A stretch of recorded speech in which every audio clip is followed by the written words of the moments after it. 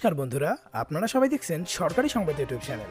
বন্ধুরা, আপনাদের বাড়িতে যদি সরকারি স্কুলে পাঠরত কোনো ছাত্র কিংবা ছাত্রী থেকে থাকে, তাহলে কিন্তু তাদের প্রত্যেকেরই জন্য একটি দারুণ সুখবর রয়েছে। তবে আপনারা এটাকে সুখের খবর নাকি দুঃখের খবর বলবেন, সেটা কিন্তু অবশ্যই ভিডিওর কমেন্ট বক্সে জানিয়ে দেবেন। তো প্রধান ব্যাপারটা হচ্ছে যে এবার থেকে কিন্তু সরকারি স্কুলে আর মিড ডে মিল দেওয়া হবে না। আর সংবাদ মাধ্যমের খবর অনুযায়ী মিড ডে মিল দেওয়ার পরিবর্তে প্রত্যেকটি ছাত্র কিংবা ছাত্রীর হাতে 10,000 টাকা করে দেওয়া হবে।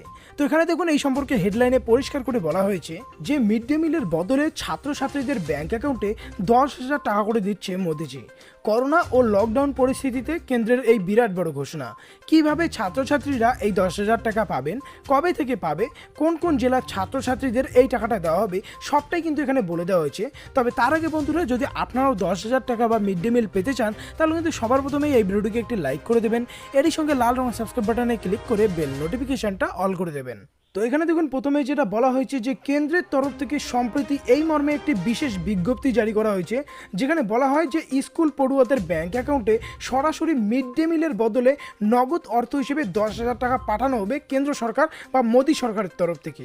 এরই সঙ্গে নিচে আরও বলা হয় যে কেন্দ্রীয় শিক্ষামন্ত্রী রমেশ পোখরিয়াল নিশাঙ্ক এইমাত্র জানায় যে মিড ডে মিলের বদলে এবার 11,80,00,000 ছাত্রছাত্রীদের ব্যাংক অ্যাকাউন্টে 10,000 টাকা পাঠানো হবে।